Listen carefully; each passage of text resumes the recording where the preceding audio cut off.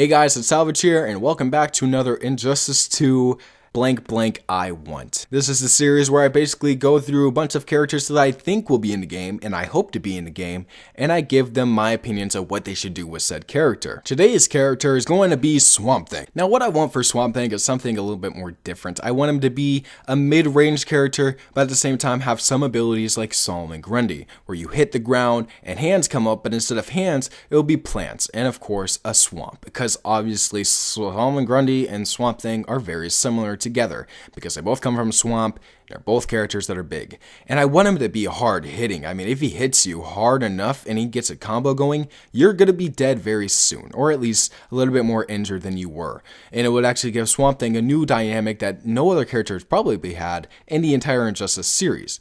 Swamp Thing could be a big character, but at the same time, you could limit him to a few other things. You can make him big, but at the same time, you could keep him in a medium size and keep him in a medium range. And that's what I'm going to be going with for Swamp Thing. A medium character who's going to be too big, too strong, but strong enough to actually make you feel like you are intimidated and you're in a threat. You are actually going to be murdered if you let this character, if done right and done by a very good professional Swamp Thing player, if it's done right, you will be dead in seconds. You will be gone and you will not be able to even compete. Now, I don't want to be overpowered because that's a different story. You don't want a certain character to be overpowered than another character.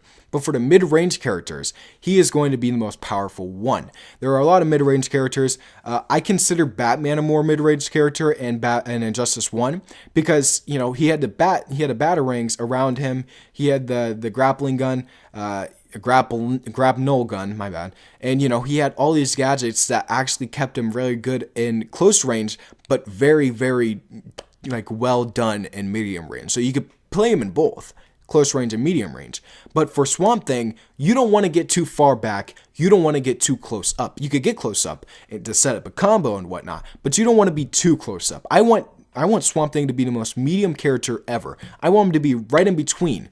But if he gets you in a certain combo, you're done. You will be scared to death when you see a very good Swamp Thing player. When you see that player card say Swamp Thing and the icon say Swamp Thing, you are screwed when you know you're going to be facing off against a very good Swamp Thing character. Honestly, the super can be anything, but bring him to a swamp. We didn't get to see that for Solomon Grundy. We just got to see him knife, throw. Give Swamp Thing his name thing. You know what I mean? Give him the swamp aspect. Take him to a swamp, drown him in the thing, string him up in plants, and then snap his neck. Okay, that's a little sort. I'm sorry, I won't tell that to Zod snap neck, but I will say you should really do something with plants and swamp.